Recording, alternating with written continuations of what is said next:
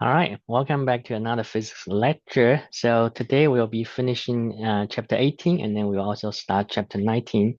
We'll cover the topics of conductor and electric field, and then some applications of electrostatics, and then we'll talk about electric potentials in chapter 19, and then also energy conservations there. So let's jump in.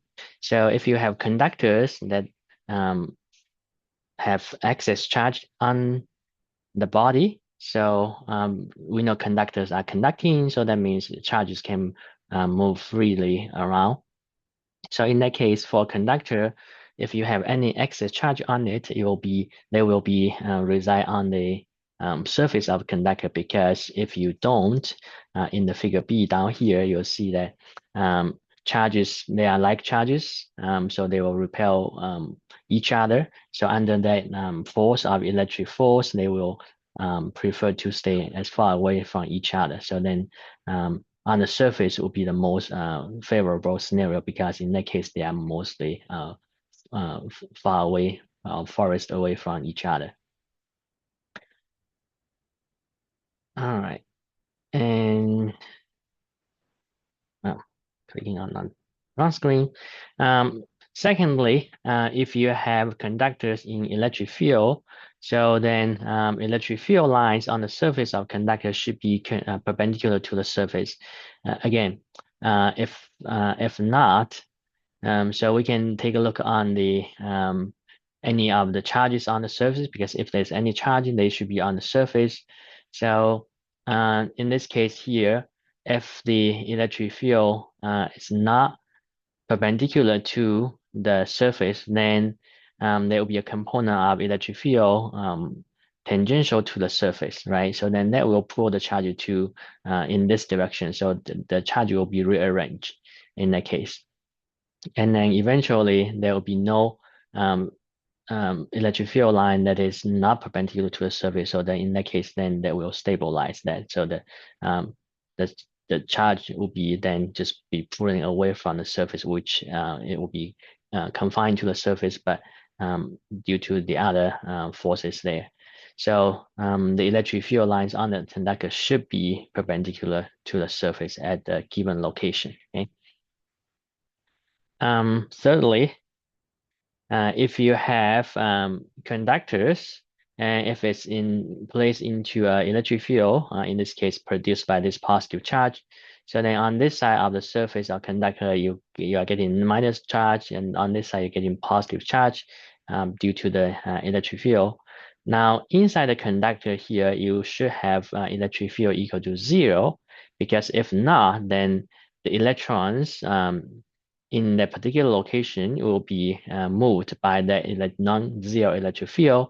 Eventually, it will make the electric field 0. So then inside the conductor, there shouldn't be any electric field, okay? So there shouldn't be any charge on the, let me just do this one first. So there shouldn't be any electric field inside the conductor, and just outside of the conductor, the electric field lines are perpendicular to the surface. Thirdly, there shouldn't be any excess charge uh, inside the conductor, or we can say all the excess charges are entirely on the surface, okay? And that's why if you have seen this kind of show, that people wearing a suit and then they are playing with the electrostatic, the charges, they are safe because they are within the conductor. So the charges will be just moving around on the surface of the chute, so the person wearing the chute will not be harmed. Or if you are inside the airplane, um, passengers are not harmed. Even the airplane will be struck by lightnings from time to time, okay? Because the airplane is made of metals, which is conductor, okay? All right. Um, a lot of times we see homogeneous electric fields in some problems, but in reality, if you want to make homogeneous electric field, then you will actually have two plates of metal sheet, and then they have positive and negative charges on each other plate. So in that case, then um, electric field lines, because just outside of the surface, right? It's perpendicular to each other. So you can see then on here, this is perpendicular to that. So all these lines are perpendicular to each other, so they are parallel. So which means they are uniform. Okay, so if you see parallel electric field lines, that means they are uniform electric field lines. Okay, and then outside of this region, then the field is no longer uniform. It's kind of curved up, so it varies. Okay, changes direction and changes magnitudes as well. Okay, electric field is a vector. All right.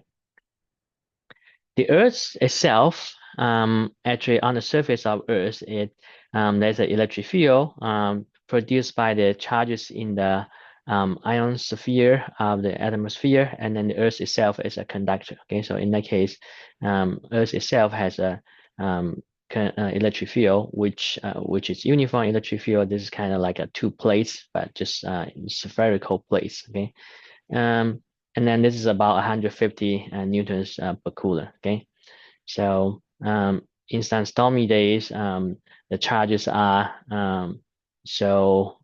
flowing from the one layer of conductor to the other conductor, so that you see the lightning strikes. Okay. All right. If you have uneven surfaces of conductors, then again, the field line should be perpendicular to the surface. Okay, if not, again, as we talked about earlier, then the electric field will pull the charges, so then they will be eventually it will be perpendicular to each other. So in that case, you can draw field lines at any curved surface. So at where you have the greatest curvature, you'll see you can have a lot of lines close to each other. Okay, so then that means the electric field is the most strongest over there. So they are concentrated at the most curved locations. Okay, in that case, and then similar in this case, if you have this side which is more curved than the other side, so then you will have more electric field lines, more dense electric field lines on that side than this side. Okay, because you can imagine those lines are pulled the charges. So then they are pulled towards the tip of the structure. And that's why lightning rods, they have sharp tips. So then all the charges are close to the tip. And then if lightning strikes, they will prefer the shortest distance, which the charges will be flowing from the tip here and then through the metal to the ground. Okay, so then the building structure will be protected. The charges will not go into the building structures instead. We will take a look at some applications, just a couple more quickly. So in research field, typically if you want to generate a lot of high voltage, you will use a device called Van der Graaf generator, and then that can use to be generating a strong electric field, which you can use to isolate the ions for research purpose. Okay, so that's on that.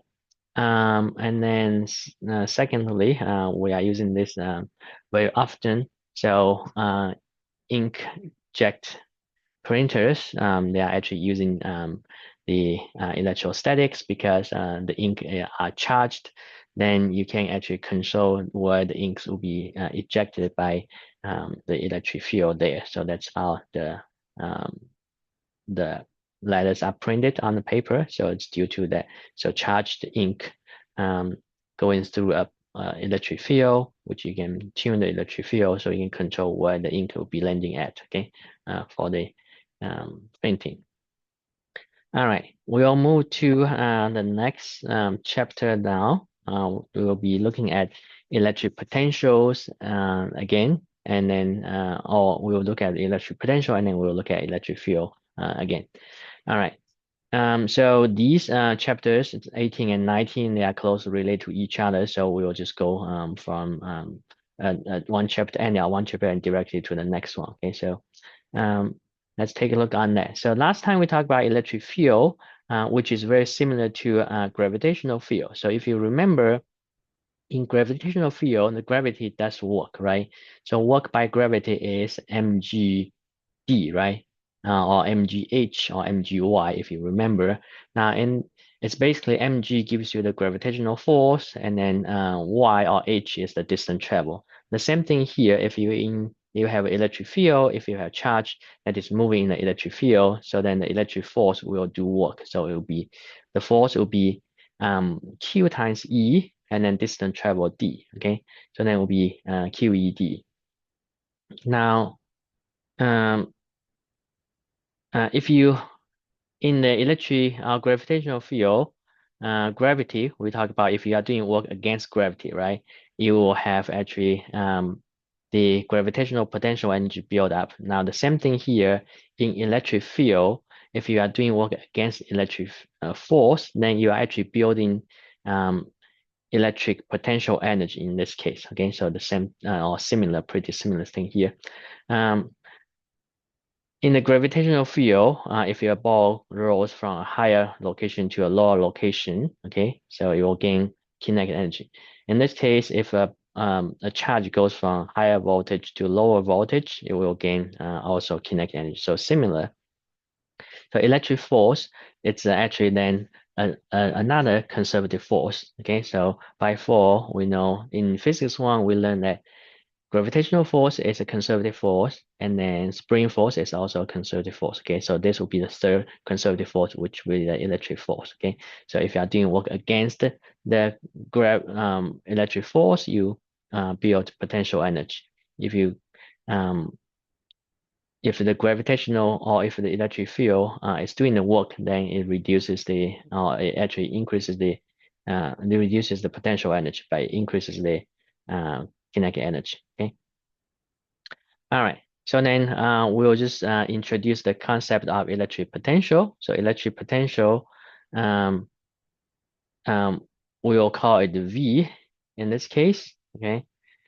Um, and U will be the potential energy. Okay. So if you do electric potential energy change divided by the charge of the object, then you can find out the electric potential change for the process. And then the potential energy change is equal to the work against the electric force. Okay, so that's minus of W in that case. So change in electric potential energy is equal to the minus work done by the gravitational or the electrical force here, and then it's equal to the charge times delta V, the change of potential electric potential energy. Okay, so V for potential energy, U for potential and or V for electric potential, by U for potential energy. Okay, U is for energy. All right. So the electric potential energy then is defined as just Q times V, just similar to U equal to mgh, right? So gh could be like the gravitational potential in that sense. Okay, so a little bit different. Okay, or we can just say U equal to Q times V. Okay. All right. So if you have a charge in the electric field in this case, okay, and it's moving around. So typically we say there's a potential energy change. Okay. Now one of the units that we are using often in terms of electric potential is called electron volts. So that's the energy of one electron that is of charge that is going through the change of potential of 1 volt. Okay. So one electron times 1 volt, one electron has that many much of charge, and then this is 1 volt. So this 1 electron volt is just 1.6 times 10 to the negative 19 joules. Okay, so electron is charge is 1.6 10 to the negative 19 coulombs, by electron volts it's 1.6 times 10 to the minus 19 joules. Okay, all right. So let's take a look at the electric potentials in a uniform electric field. Okay, so potential change referring to from if you are going from point A to point B, okay, in this case, if this is a charge Q, it goes from point A to point B. And so potential change delta V then will be from the VR from A to B, which then will be equal to the work divided by the Q, the electric for work done by electric force divided by Q. And then force is F times D. In this case, force or work is the F times D. F is force, D is distance travel, which is the separation of these two plates. F for electric force for a point charge here should be Q times E. Okay, and then times D divided by Q. So you can see Q and Q actually will change or will cancel. So at the end, you'll get actually just electric field times the separation. So voltage across the two plates have separation of D. This gives you a uniform electric field, should just equal to V, the difference, potential difference across two plates divided by the separation. Okay, so this is for uniform electric field, and typically it's produced by two parallel plates. Okay,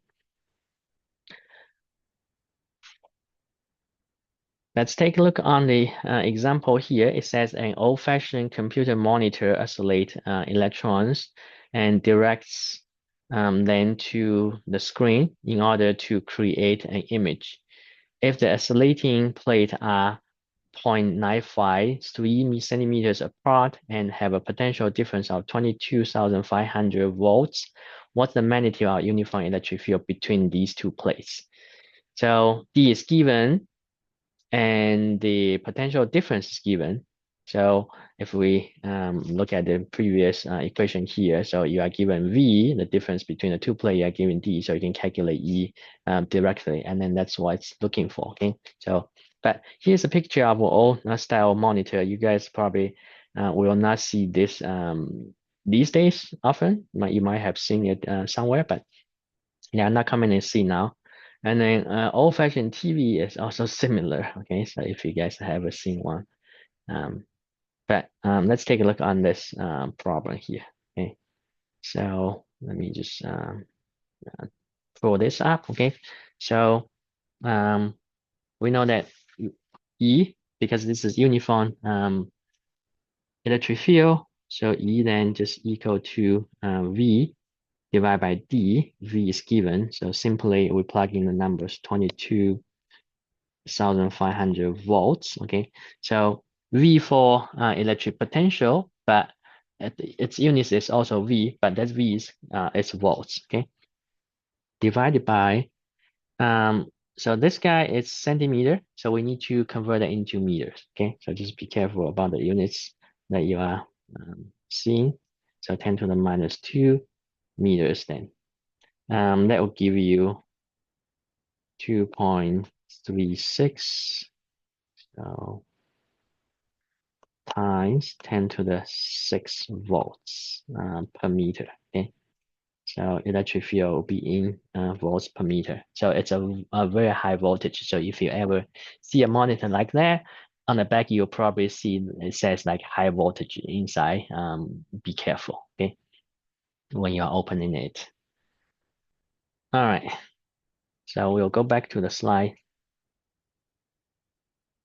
And now, similarly, when we talk about gravitational field, right? So in the figure in the right on the right here in figure 1, we say if the force is just gravitational force, then kinetic energy and potential energy add up to be constant, which means the sum of the two is conserved. Okay, so that's called conservation of energy. Now, similarly, if you have charge in the electric field and then there's no other forces involved, and then going from a potential to a different potential, so then your kinetic energy will change. Okay, if you have a decrease in potential energy, then you will have increase in kinetic energy. So the same thing.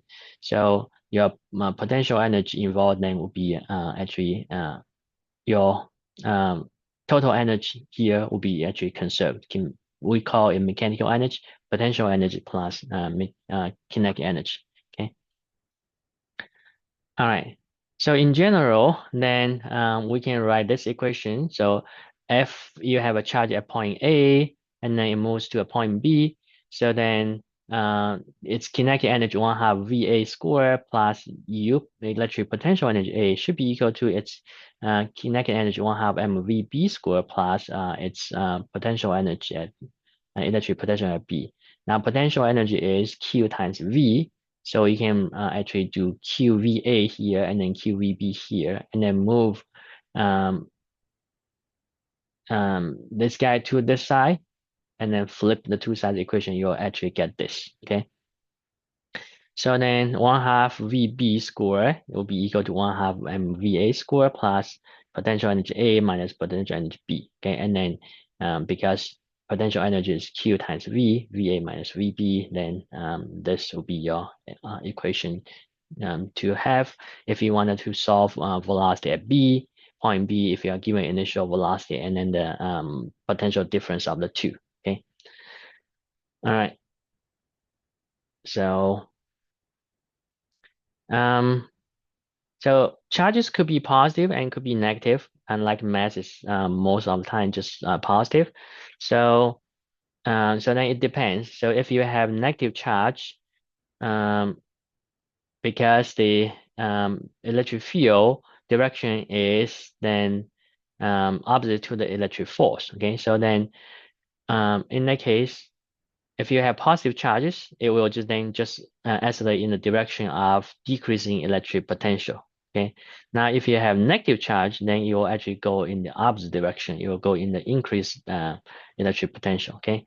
But in both cases, the um, sum of kinetic energy and potential energy should be the same, which means they should be conserved, or they will both, if there's just one electric force on the mass, then they will just move in a direction that lowers the potential energy, because then potential energy is converting into kinetic energy. Okay. All right, we'll take a look at this example. So it says a proton, you have proton. So if it's proton, it actually has two informations embedded, right? So proton is a fundamental particle. It carries a charge of positive E, so positive 1.6 10 to the negative 19 um, coulombs, and its mass is a fundamental number as well. So the mass of it is 1.673 10 to the minus 27. Okay, you don't, if you can memorize those numbers, that's great. If not, they will probably be given to you. Okay, but it says this proton has initial speed of 5.5 times 10 to the fifth meters per second. It's asking you what potential difference is required to bring the proton to rest. And B, what potential difference is required to reduce the speed by a factor of 2. C, what potential is required to reduce the kinetic energy by a factor of 2. Okay, so we'll take a look at this.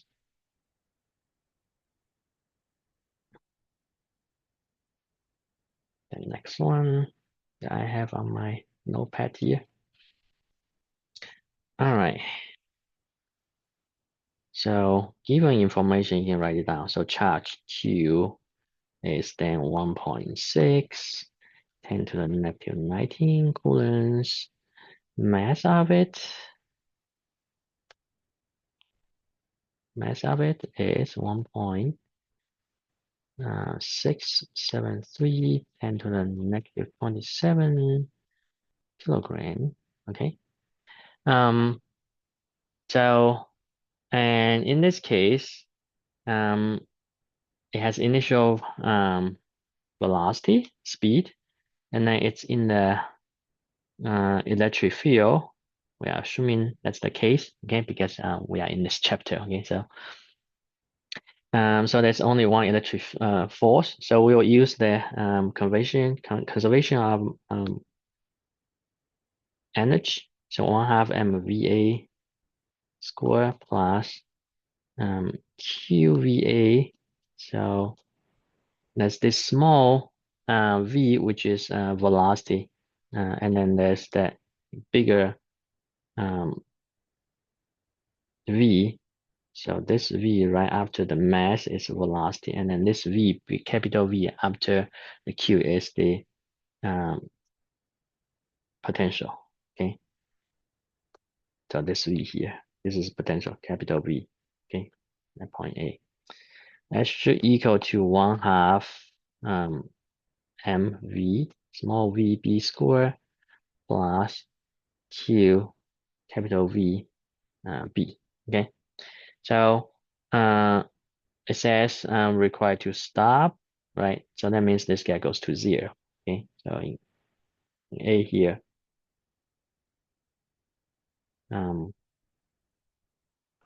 this guy will be 0. and then it's asking what's the potential difference, right? So we are looking for, so we can move things around. So we can do, let's see here. So Q of,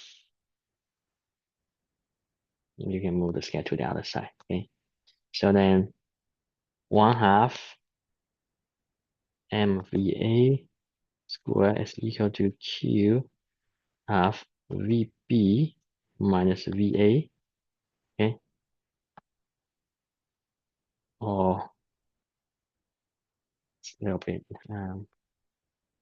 just be a little bit careful, okay? So capital V on this side and B first minus capital V and A there.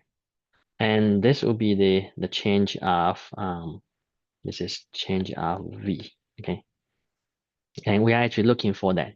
So we don't necessarily have to find VB and VA, but if we can just find the difference, then that would be it, okay? So we'll divide both sides by Q then for that. So then delta V on this side, delta V then is just equal to 1/2 the mass, the trouble with this drawing here, on this writing here, small VA square divided by Q, okay? And we have M, we have Q, we have initial velocity, so we can plug in the number and then we can solve for delta V, okay? So 1/2 times 1.673 10 to the negative 27 in kilograms, and then times the initial velocity 5.5 10 to the 6. That's already in meters per second, and then you want to square it, and then divide it by the charge of 1.6 10 to the negative 19. Okay, make sure you have everything in SI units. Okay, and then that will give you your delta V to be equal to, in this case, 1580, and should be in volts for your delta V. Okay, so this will be your part A there. Okay. Now in part B is asking what's the potential difference. Now so the speed is reduced by a factor of 2. So now in B, your VB is no longer 0. Okay, so your VB is not 0, but it's equal to a factor of 2 reduced by a factor 2. Okay, so that means it's equal to 1/2 of our original one. All right. So that's no longer 0, but we can still use the same equation. We will just copy it down.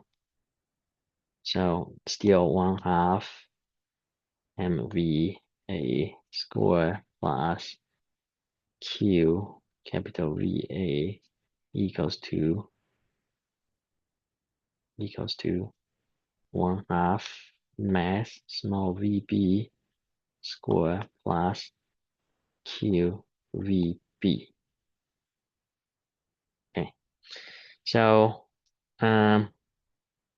again, we'll move this guy to the other side of the equation, but now we have to move this guy to this side because now that's no longer 0. Okay, so in that case, now on the left hand side you'll have 1/2 MVA square minus 1/2 MVB square. VB square, that should equal to Q of, now on the other side, you can have the capital V minus capital VA. Okay. And again, this is the delta V you are looking for. Okay. So then we can move the Q, or divide both sides by Q. Okay. Then we'll have delta V on the other side.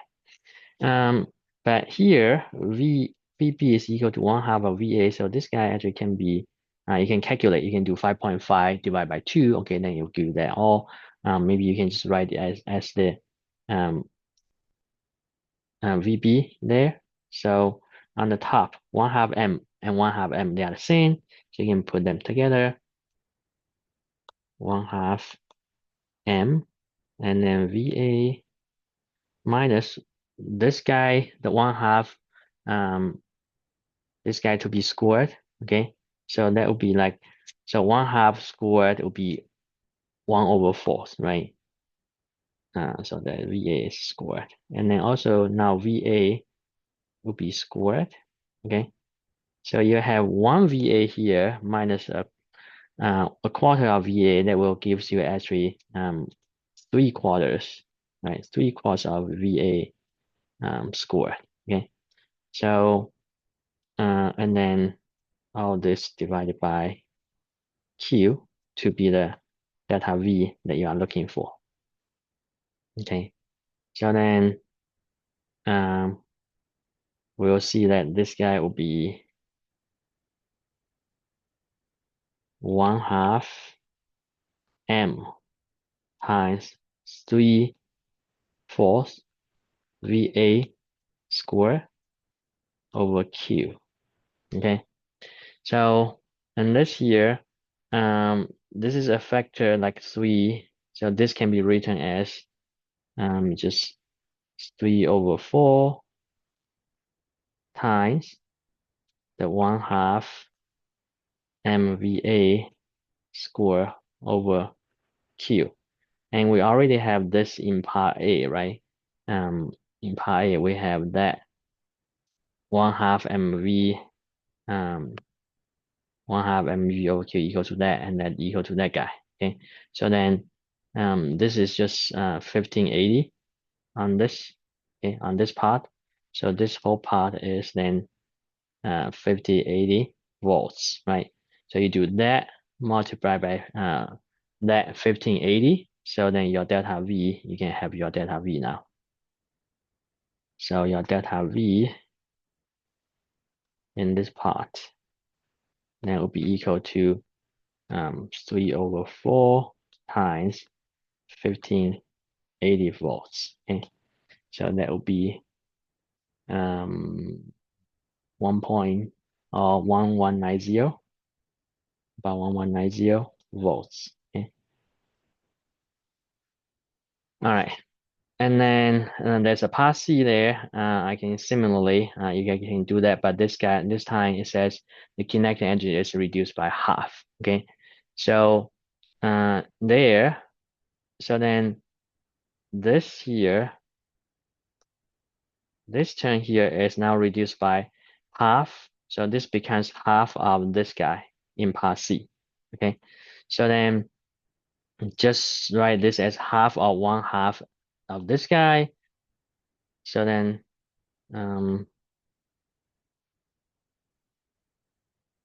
this guy is 1/2 of this guy. So then it's just half of that. Okay. So you guys can figure this out by yourself, I think. But in C here, you probably can pause the video and then try to see if you can figure this out by yourself. Okay. So 1/2 MVA squared plus QVA equals to 1/2.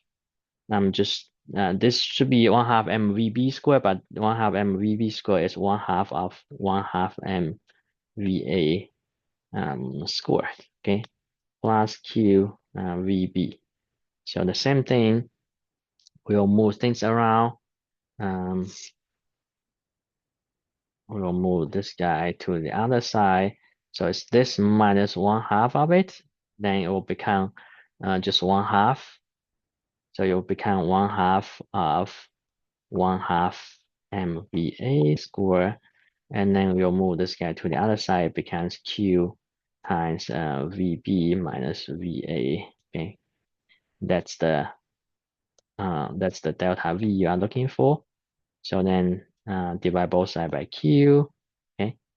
So again, this whole thing that we had in part A is 1580 volts.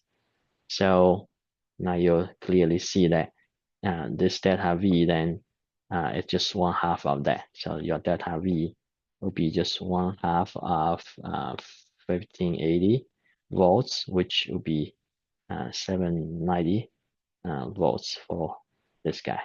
Okay, so that's on that part. Okay, so I'm going to just show you guys briefly. So for part A, that's the solution, but that's the way how you solve it. And then part B, you got that VB is equal to 1/2 of VA, and then use the same formula and rearrange terms, you can find your delta V. Okay, so delta V will turn out to be that 1190 volts. Okay, and then on C, pretty much similar. We'll do the same thing this time. That kinetic energy to reduce by half and move things around. Okay, so then you get 790 on that one. Okay, all right. So going back to the slide. Um, so a quick recap of what we learned today. So we talked about conductors and the electric field surrounding in and out of conductors. And then we talked about a couple of applications of electrostatics. And then we jump into chapter 19. We talk about electric potential. V is related to electric potential energy. U is equal to Q times V. And then at the end, we talk about conservation of mechanical energy. In the case of electric field, potential is involved. So kinetic energy initial plus electric potential energy initial should be equal to kinetic energy final plus electric potential energy final. Okay. All right. That will be it today. I'll see you guys next time.